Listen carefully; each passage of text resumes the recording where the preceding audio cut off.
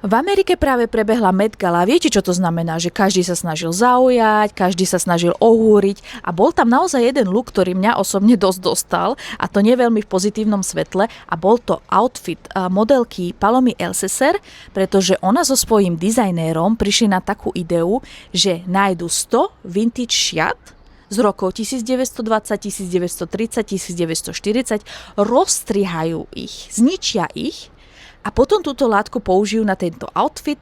Ešte tú látku rôzne pomalovali, nalepili tam nejaké veci, našili tam korálky, aby z toho vznikol jeden finálny look.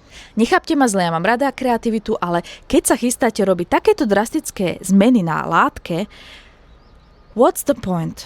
Na čo ste na to zničili 100 perfektných šiat, ktoré prežili vyše 100 rokov a neišli ste jednoducho do obchodu s látkami a nekúpili látku tam. Takže toto je môj skromný názor. Neviem, či sa to naozaj oplácalo. Čo si o tom myslíte vy?